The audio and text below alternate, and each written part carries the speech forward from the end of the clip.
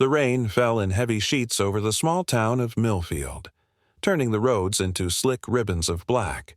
It was the kind of storm that made people stay indoors, huddled under blankets with hot tea, listening to the thunder roll. But for Daniel Carter, a single father of twin boys, there was no choice. He had to drive through it. His sons, Ethan and Liam, sat in the back seat, their laughter a bright contrast to the grim weather. They had just left a birthday party, their cheeks still sticky with cake frosting, their small hands clutching toy cars. Daniel glanced at them in the rearview mirror, his heart swelling with love. "You two okay back there?" he asked. "Yeah, Dad." Ethan grinned. "Can we get pizza when we get home?" Liam added, bouncing in his seat. Daniel chuckled. "Sure, buddy. Just let me focus on the road, okay?" But then, headlights. Blinding, sudden, and far too close. A truck, skidding on the wet pavement, veered into their lane. Daniel's hands tightened on the wheel. He had only a second to react. "Hold on!" he shouted, swerving hard. The world spun in a dizzying rush of metal and screams. Then, silence. 3 days later, the entire town gathered at St. Mary's Church, their faces pale with grief. The accident had taken Daniel instantly. His boys, just 7 years old, had been rushed to the hospital, but the doctors said there was nothing they could do. 2 small caskets, one large one, stood at the front of the church, draped in white cloth and surrounded by red roses, Daniel's favorite. The air was thick with sobs as friends, family, and neighbors filed past, paying their last respects. Martha, Daniel's ex-wife and the boy's mother, stood frozen near the caskets. She hadn't spoken since the accident. Her hands trembled as she reached out, brushing a rose petal with her fingertips. The priest began the final prayer, his voice trembling. Then, just as he motioned for the caskets to be closed, he stopped. His breath caught. Something was wrong. One of the boys' hands, had it just moved? The priest's voice faltered mid-prayer. His eyes locked onto the small, pale hand resting atop the satin lining of the casket. For a moment, he wondered if grief had finally unhinged his mind, if the weight of burying a father and his 2 children had conjured cruel hallucinations. But then he saw it again. The faintest twitch of a finger, so slight it could have been a trick of the flickering candlelight. His pulse pounded in his ears as he leaned closer, his breath shallow. The church had fallen into a hushed silence, the mourners sensing the shift in the air, the unspoken tension thickening like a storm about to break. Martha, her face streaked with tears, followed the priest's gaze, her body going rigid. "What is it?" she whispered, her voice cracking. The priest didn't answer. He reached out, his hand hovering over the boy's wrist. Liam's, the twin who had always been quieter, the one who clung to his brother's shadow. Then a gasp ripped through the crowd as Martha suddenly lunged forward, her hands flying to Liam's face. "He's cold, but not like he should be," she choked out, her fingers trembling as they pressed against his neck. A heartbeat, faint, sluggish, but undeniably there. The realization hit her like a lightning strike, and a sob tore from her throat. "He's alive! Oh my God, he's alive!" The church erupted into chaos. Someone screamed. A woman fainted. The priest, his face ashen, shouted for an ambulance as Martha cradled Liam's limp body, her tears dripping onto his still face. "Baby, please, please wake up," she begged, her voice raw with desperation. But how? The doctors had declared both boys gone. The mortician had prepared them. The caskets had been sealed for 3 days. The questions swirled, unanswered as the paramedics burst through the doors, their boots echoing like gunshots in the stunned silence. As they lifted Liam onto the stretcher, his eyelids fluttered, just once, and a murmur swept through the crowd like a ghostly whisper. The other twin, Ethan, lay motionless beside his father, his hand still intertwined with Daniel's, their faces peaceful in a way that made the miracle feel bittersweet. One son returning. One son lost forever. And beneath it all, a terrible question lingered. How many other times had this happened? How many others had been buried too soon? The hospital corridors buzzed with frantic energy as doctors and nurses swarmed around Liam's small, lifeless-looking body, their voices clipped and urgent. Machines were hooked up, monitors beeped erratically, and the sharp scent of antiseptic filled the air. Martha stood frozen outside the glass window of the ICU, her hands pressed against the cold surface, her breath fogging up the pain. She couldn't tear her eyes away from her son who was supposed to be lying in a casket right now, buried beside his brother and father. The thought made her stomach twist violently. How had this happened? How had no one noticed? The doctors had been so certain. They had told her there was no brain activity, no pulse, no chance. She had kissed both of her boys goodbye, had wept over their still small faces, had accepted that they were gone. And yet here Liam was, fighting for his life in a hospital bed, his chest rising and falling in shallow, uneven breaths. Across the room, a young resident adjusted the IV drip, his brow furrowed. "It's like he's been in some kind of suspended state," he muttered to the senior doctor.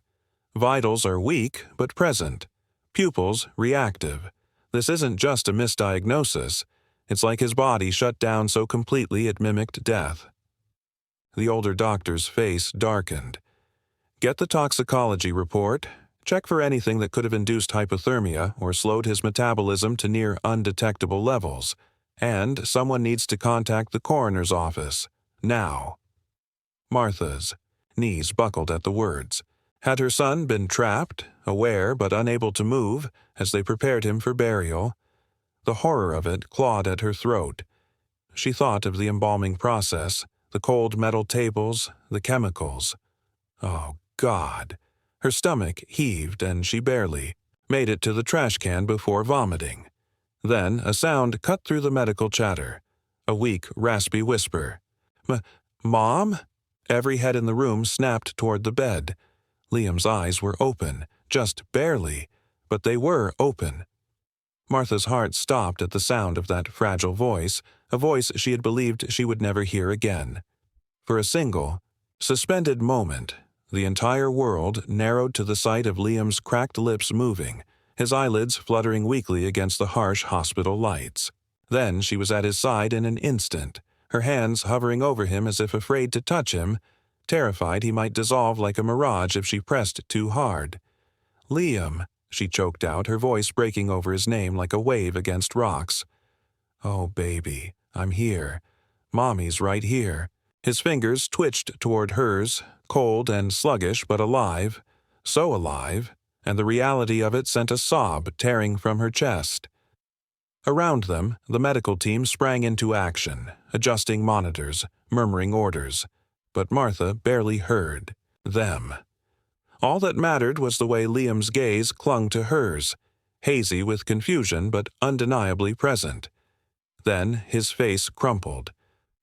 "Where's Dad?" he whispered, the words slurred but clear enough to slice through her like a knife. The question hung in the air, heavy and suffocating. Martha's breath caught. How do you tell a child that his father was gone? That his twin brother was gone? That he had been moments away from being buried alongside them? Her mouth opened, but no sound came out. The doctors exchanged glances, their silence thick with unspoken pity.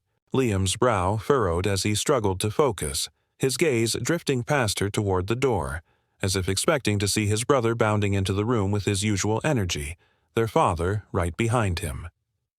When no one answered, his lower lip began to tremble.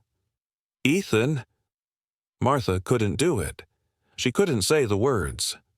Instead, she gathered him into her arms as gently as she could, pressing her face into his hair, her shoulders shaking with silent tears. Liam didn't cry. He didn't scream. He just went very, very still in her arms, his breath hitching once before he whispered, "I knew it." Martha pulled back, staring at him. What? Liam's eyes were distant, glazed with something that looked far older than his 7 years. "I saw Dad," he murmured, "in the dark. He told me to wake up. He said I had to live for both of us now."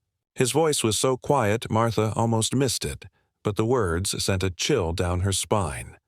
The room seemed to grow colder. One of the nurses made a sign of the cross. The doctor's pen stilled on his clipboard, and then, before anyone could respond, Liam's eyelids drooped, his body going limp as he slipped back into unconsciousness, leaving Martha alone with the echo of his words and a terrifying question. Had it been a dream or something else? The days blurred together in the hospital, each one stretching longer than the last as Liam drifted in and out of consciousness, his small body fighting to heal from an ordeal no one could fully explain. Martha barely left his side, sleeping. In the stiff chair beside his bed, her fingers curled around his at all times as if her touch alone could anchor him to this world. The doctors ran test after test, their expressions growing more baffled with each passing hour. There was no medical explanation for why Liam's vitals had been undetectable at the scene of the accident. No reason why his heart had remained silent for so long, only to start again as if nothing had happened. The toxicology reports came back, clean. The brain scans showed no damage. It was as if death itself had loosened its grip on him at the last possible moment, leaving behind only whispers and questions. And then there were the dreams. Whenever Liam woke, his voice hoarse from disuse, he would speak of things that made the nurses exchange uneasy glances, of a long, dark tunnel, of a voice calling his name from somewhere far away, of his father standing in the shadows with a hand on Ethan's shoulder, both of them smiling but sad. "Dad said it wasn't my time," Liam whispered one evening, his fingers plucking at the hospital blanket as Martha smoothed his hair back. "He said Ethan wanted to stay with him, but I had to go back. He said you needed me." Martha's breath caught, her throat tightening around the grief she'd been holding, at bay for days. She wanted to dismiss it as the confused ramblings of a traumatized child, but there was something in Liam's eyes when he spoke, something quiet and certain, that made her wonder if he'd truly glimpsed something beyond the world she knew. Shiu, hospital chaplain, a kind-eyed woman with silver streaks in her hair, had taken to visiting Liam's room often, sitting with him in silence or listening when he felt like talking. "Children sometimes see things we can't," she told Martha one afternoon as they watched Liam sleep, his chest rising and falling steadily beneath the thin hospital gown. "Whether it's the mind's way of coping or something more, well, that's not for me to say, but I do know that healing isn't just for the body, it's for the soul, too." Martha had nodded numbly, her gaze drifting to the window where the first hints of dusk were painting the sky in shades of gold and violet. She thought of Daniel's laugh, of Ethan's mischievous grin, of the way the three of them had always moved together like a single unit, inseparable. Now there was only Liam, caught between two worlds, carrying a message she wasn't sure she was ready to hear. That night, as the hospital quieted and the hallway lights dimmed, Martha dreamed for the first time since the accident. She stood in a field of wildflowers, the sun warm on her skin, and there, just a few feet away, were Daniel and Ethan. They were whole and unharmed, smiling at her in a way that made her heart ache with familiarity. Daniel reached out, his hand hovering just inches from hers, and though she couldn't touch him, she felt the love radiating from him as clearly as if he'd pulled her into an embrace. "Take care of our boy," he said, his voice echoing as if carried by the wind. And then, just like that, the dream dissolved, leaving Martha gasping awake in the darkened hospital room, tears streaming down her face. Across from her, Liam stirred, his eyes fluttering open. For a long moment, mother and son simply looked at each other, the unspoken truth hanging heavy between them. Then Liam reached out, his small hand finding hers, and squeezed. "They're okay, Mom," he whispered. "They're together." And for the first time since the accident, Martha let herself believe it. The hospital walls had begun to feel like a second home, the constant beeping of monitors and the hushed footsteps of nurses fading into a rhythm that Martha barely noticed anymore. But today was different. Today, the doctors had finally said the words she'd been waiting to hear. Liam could go home. As she packed his small bag with the few belongings they'd accumulated during their stay. A well-worn, stuffed bear. From the hospital gift shop, a stack of crayon drawings taped to the wall.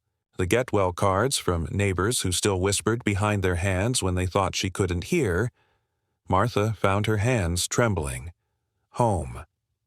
The word should have brought comfort, but all she could picture was the empty spaces where Daniel's boots would never again line up by the door, where Ethan's favorite cereal box would never again sit half-finished on the kitchen counter.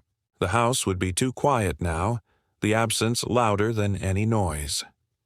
Liam sat on the edge of the bed, swinging his legs back and forth, his sneakers, new ones bought by a kind social worker to replace the ones lost in the accident, scuffing against the floor.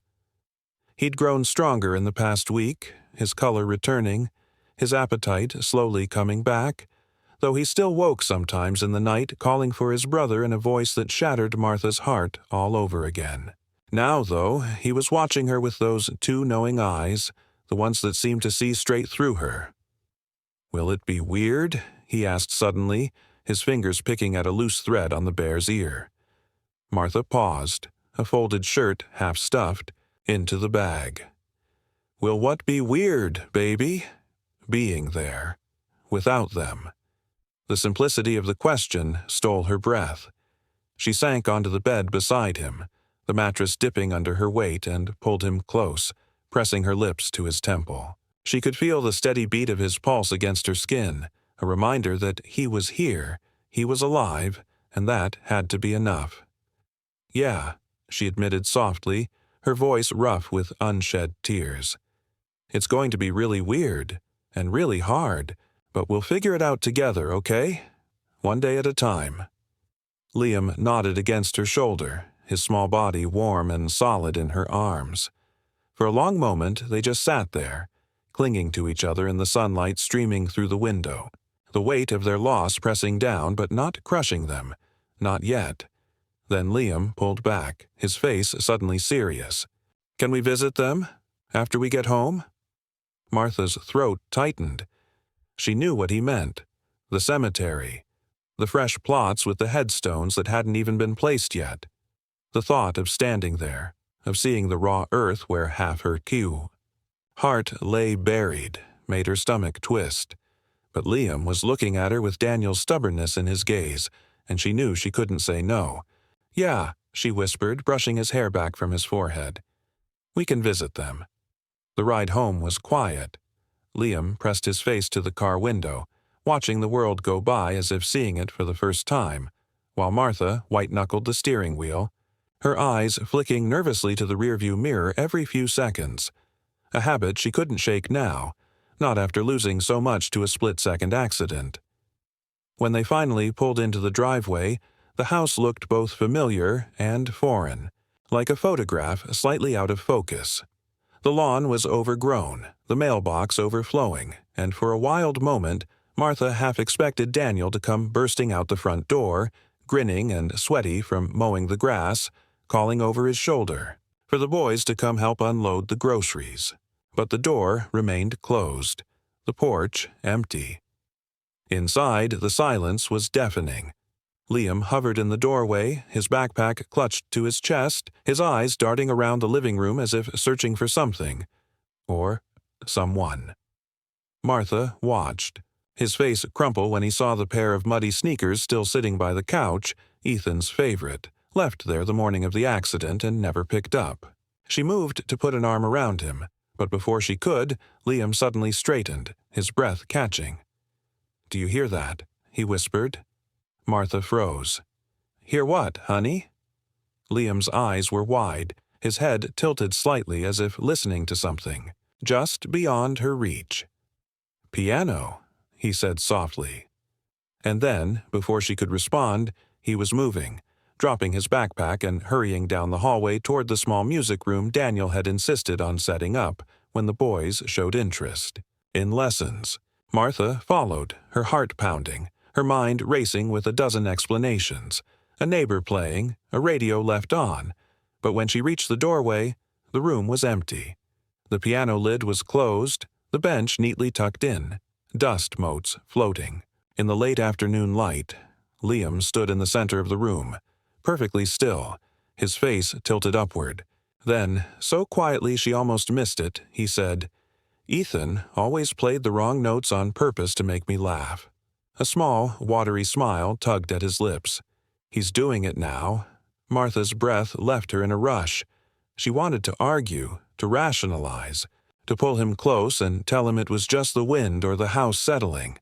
But the look on Liam's face, peaceful, certain, stopped her, because for the first time since they'd stepped through the door, the house didn't feel quite so empty anymore. The days settled into a fragile rhythm, each morning waking to the strange new reality that their family of 3 had become 2.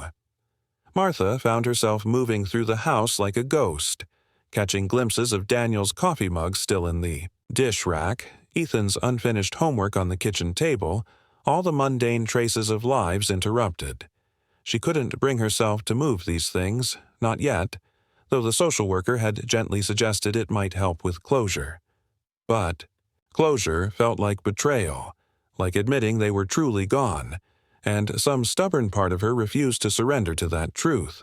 Liam seemed to understand without words, carefully stepping around his brother's belongings as if Ethan might come barreling through the door any moment to reclaim them. It was on one of these quiet afternoons, with golden light streaming through the kitchen windows while Martha mechanically washed dishes she didn't remember using, that Liam appeared in the doorway holding something behind his back. His face bore that particular expression he'd developed since the accident, part childhood innocence, part something far older and more knowing.